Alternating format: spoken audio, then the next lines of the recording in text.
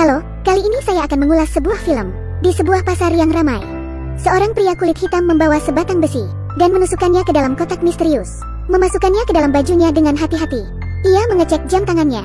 Ia punya waktu selama 1 menit. Ia berjalan ke arah sekelompok pria bermotor, dan ia melemparkan kotak yang ia rakit ke arah mereka. Dan kotak itu meledak. Api bergejolak. Para pria itu, mereka terluka dan mati di tempat. Salah seorang yang masih hidup mengeluarkan pistolnya. Kurti dengan cepat menembaknya.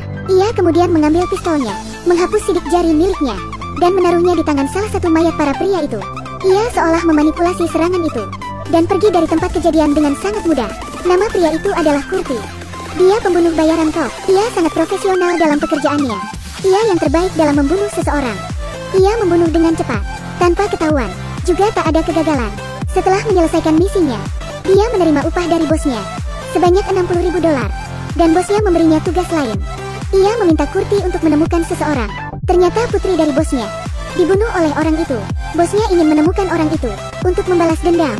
Dan jika Kurti bisa melakukan tugasnya kali ini dan berhasil membunuh orang itu, bosnya akan menambah $10.000 untuknya. Kurti langsung setuju.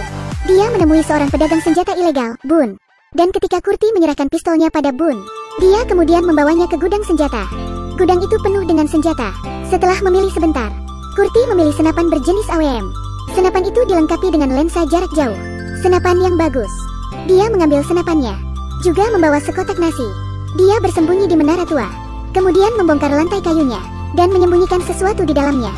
Setelah selesai dengan lantainya, ia kemudian pergi ke tangga, dan sengaja melepas satu anak tangganya, untuk mencegah seseorang menyelinap ke arahnya.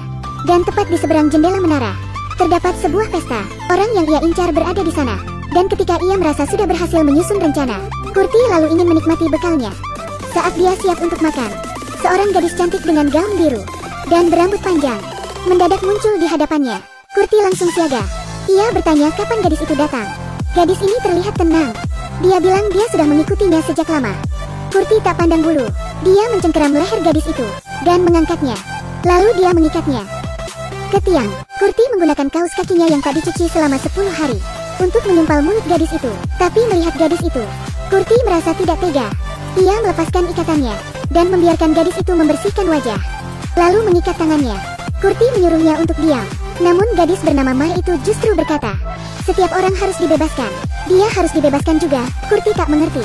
Begitu Mai mengatakan hal itu, sekelompok orang tiba-tiba muncul di depan gedung pesta, dan para penjaga gedung itu mencoba menyingkirkan mereka. Baku tembak terjadi. Kurti segera mengatur senapannya, kemudian membidik targetnya. Dia menembak dengan tepat. Ia kembali membidikkan senapannya. Ketika para pria itu mencoba menembaki penjaga, Kurti menembak seseorang di dalam mobil. Karena kuatnya daya tembak senapan AWM miliknya, mereka semua terbunuh. Yang lebih parah adalah lagi, dia memasang peredam. Jadi lawannya tak tahu dari mana asal tembakan muncul. Setelah pertarungan sengit itu, gedung itu kini dipenuhi mayat. Dan Mai memberitahunya, membunuh orang adalah sesuatu yang tidak dibenarkan. Namun tidak bagi Kurti. Dia membawa senapannya dan membidik seorang biksu. Ia memberitahu Mai, persoalan membunuh baginya itu sama saja.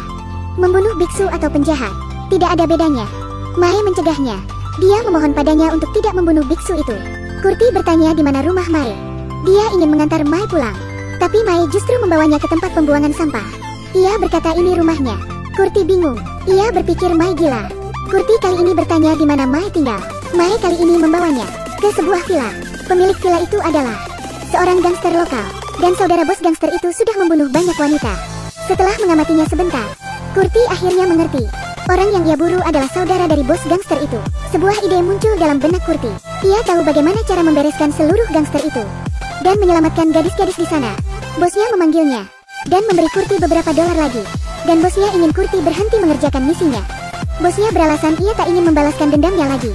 Namun Kurti tidak mau. Ia menusuk tangan bosnya ke meja. Kurti berkata bahwa ia akan terus memburu pria itu. Kurti mengancam bosnya dengan senjatanya. Bosnya terlihat pasrah. Dia tidak tahu harus berbuat apa. Dan di sisi lain, bos gangster ini juga khawatir. Saudaranya ini sangat penting. Namanya Kata. Kata senang memakan sate domba. Jadi ia menusukkan tusuk besi ke wajahnya. Kata mendengar bahwa anak buahnya telah diserang, dan mencari masalah dengan Kata adalah hal yang salah. Kata keluar dari mobil bersama anak buahnya. Ia masuk ke gedung itu dan membawa seekor gajah putih. Pemilik gedung itu menatap Kata. Hal ini terlihat jelas oleh Kurti. Mai memberitahunya, gajah putih itu suci dan murni, merupakan simbol kedamaian dan keindahan. Tapi Kurti tidak berpikir begitu. Karena gajah putih yang ada di tangan Kata kotor. Ini memperkuat tekadnya untuk membunuh Kata. Kurti harus mendapat senjata baru. Ia kembali mendatangi Bun. Dia ingin menyewa senapan sniper yang lebih kuat. Tetapi Bun takut dengan Kata. Jadi kali ini ia tak mau membantu Kurti. Kurti tidak mengatakan apa-apa. Namun ia berhasil memaksa Bun. Mereka pergi ke gudang senjata. Dan di gudang senjata ini terdapat senapan berjenis Barrett M82A1 dilengkapi dengan lensa jarak jauh 50x. Itu adalah senjata yang luar biasa. Sebuah senjata yang bahkan bisa membunuh Buddha. Kurti segera menyewa senjata ini. Bun bahkan juga memberikan pistol gratis. Setelah mendapatkan senjatanya, Kurti menyikut Bun. Dia mematahkan hidung Bun. Dia mengambil senapannya dan kembali ke menara tua itu. Di hadapan Mai, Kurti memperbaiki peluru. Ini akan meningkatkan daya serang peluru. Ketika semuanya sudah siap, dia pergi ke villa milik Kata, menyiapkan senjatanya. Ia memperhatikan pergerakan para penjaga. Dan dia melihat anak buah Kata dengan brutal membunuh seorang gadis. Seketika amarah dalam hati Kurti menyala. Ia menembak mereka. Dia menembak seperti orang gila. Mereka tampak panik karena tidak dapat menemukan siapa yang menembak. Sementara dia menembak seperti orang gila. Dia melihat Mai ada di sana. Kurti takut pelurunya akan menembak Mai. Jadi ia berhenti menembak. Namun Mai mengkhianatinya dan membocorkan lokasinya. Penembak jitu Kata menemukannya dengan cepat. Satu tembakan melukai Kurti. Dia dengan cepat memutar senjatanya dan dengan cepat membidik penembak jitu dari pihak lawan. Ia berhasil melepaskan satu peluru. Dia kemudian membidik ke arah villa lagi dan melepaskan pelurunya. Namun penembak jitu Kata kembali menembak Kurti. Kurti juga kembali mengarahkan senapannya ke arah lawan. Namun mereka berhasil menembak Kurti lagi.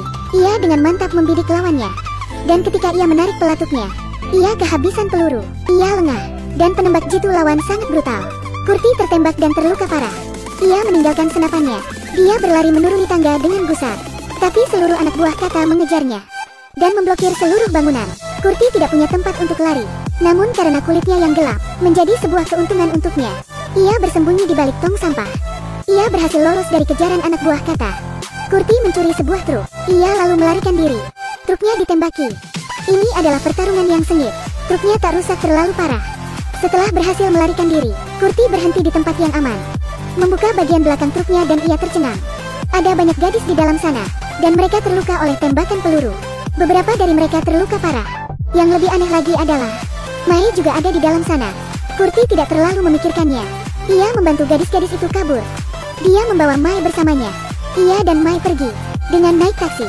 Di dalam taksi, luka Kurti memburuk. Dia mulai mengalami halusinasi.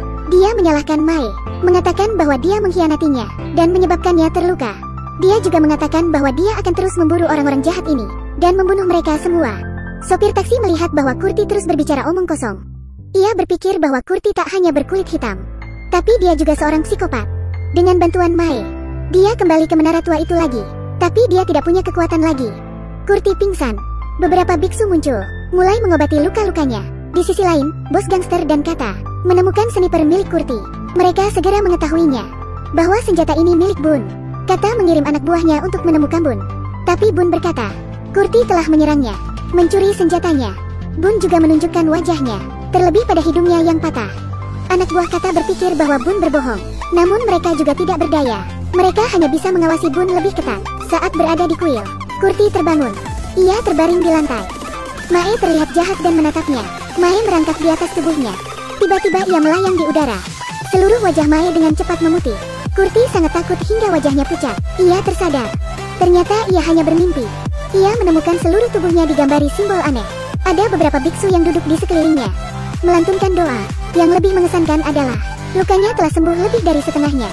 90% dari kekuatannya dipulihkan. Ini membuatnya sangat senang. Kurti segera bangun. Ia naik ke atap dan membunuh dua anak buah Kata dan berhasil membebaskan Bun dari pengawasan anak buah Kata. Bun membawa Kurti ke gudang senjata lain, memberinya senjata jarak dekat yang hebat, senapan Carbera. Dia mengambil senjata itu. Kurti kembali ke menara tua, membuat peredam untuk senjata barunya.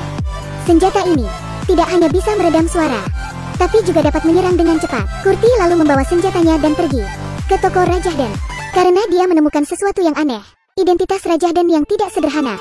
Kurti merasa dirinya sedang dimanfaatkan. Benar saja, begitu dia tiba di toko Rajahdan, dia diserang oleh orang-orang Kata, tapi dia memiliki senjata di tangannya. Dengan mudah ia menghabisi mereka, dan semua anak buah Kata tumbang. Mereka semua jatuh ke tanah. Kurti masuk ke kantor Raja Dan dengan mudah. Raja Dan melihatnya. Dia sangat takut sehingga dia bergetar. Kurti memerintahkan Raja Dan untuk membuka brankas miliknya. Dan Raja Dan mengisi tasnya dengan uang yang ada di dalam brankas. Ia tak mau kehilangan uangnya. Raja Dan mengeluarkan foto dan menunjukkannya pada Kurti. Dan pria ini adalah bos gangster yang dicari Kurti. Tangan kanan kepercayaan kata. Kurti tidak mengatakan apa-apa, lalu mengambil fotonya dan kembali ke menara. Di malam hari, dia membawa senapannya. Kurti pergi ke hutan dekat villa. Kurti bersiap untuk berburu orang kepercayaan kata. Kurti mengatur senapan snipernya dan melihat seorang wanita yang mengambang di hadapannya. Tiba-tiba angin kencang muncul. Tubuhnya diselimuti debu. Simbol aneh terbentuk lagi.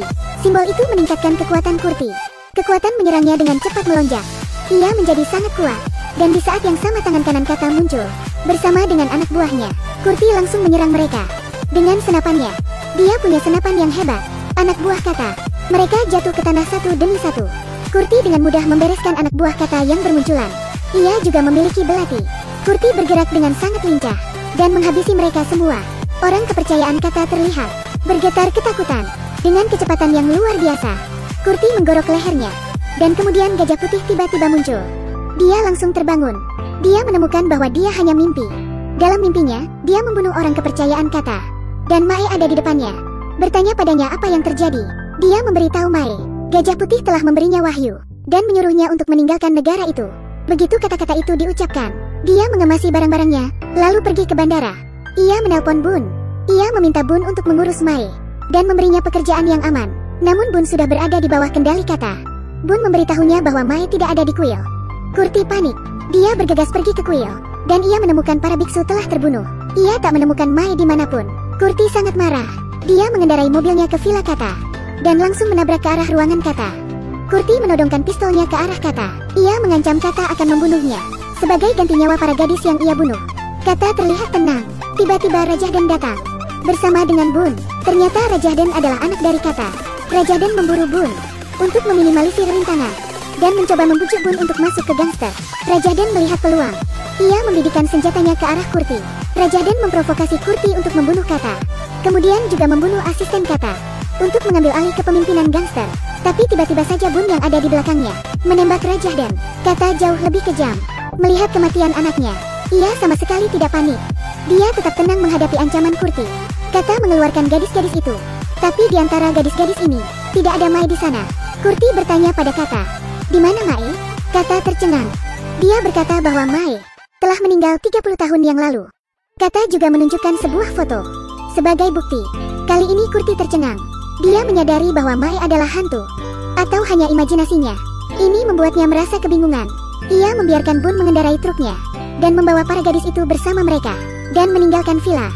Tanpa diduga baru setengah jalan. Kurti menyesalinya. Kurti keluar dari truk membawa senapannya. Kembali ke villa itu lagi. Ia kembali membayangkan kilas balik ketika Mae membawanya ke tempat pembuangan sampah. Ia mengingat sesuatu. Jelas sekali. Kata membunuh Mae saat itu. Dan membuangnya ke tempat pembuangan sampah. Jadi dia kembali dan ingin membalaskan dendamnya. Demi Mae. Kurti melumpuhkan semua anak buah kata. Ia memporak-porandakan villa kata dan membunuhnya. Dan menjalani kehidupan barunya. Sejak saat itu, Kurti mendedikasikan hidupnya berburu orang jahat. Dan film berakhir di sini. Hantu tidak selalu menakutkan. Bisa saja ia berwujud wanita cantik. Film ini bukan hanya film action, namun juga dihiasi dengan hal-hal supranatural. Misalnya, gajah putih itu, hantu Mae yang cantik, dan yang lainnya. Kisah ini mengisahkan tentang Kurti. Ia yang diberi wahyu oleh gajah putih. Ia mulai percaya pada kebenaran dan keindahan dunia. Dan Mae, walaupun dia hantu, ia tak jahat dan menakutkan. Sebaliknya, dia adalah hantu yang baik. Gajah putih milik gangster itu sebenarnya suci, tapi ia ternoda, dan kekejaman gangster itu. Hal-hal kejam itu kontras dengan Mae yang cantik. Hal ini menunjukkan, orang jahat lebih menakutkan daripada hantu. Dan kepribadian Kurti disorot di sini. Dari seorang pria berdarah dingin menjadi pria yang baik. Dari seorang pembunuh bayaran. Secara bertahap berubah menjadi orang baik. Pria baik yang membantu gadis malang. Selain itu, jika kamu bertemu dengan kata, apa yang akan kamu lakukan? Beritahu saya di kolom komentar. Jika itu saya akan menyuruh Kurti membidikan senjata pada kata. Dan membakar dagingnya menjadi sate. Nah, itulah akhir dari film kali ini. Jangan lupa untuk like, komen dan follow saya. Dan jangan lupa tonton filmnya. Sampai jumpa lagi.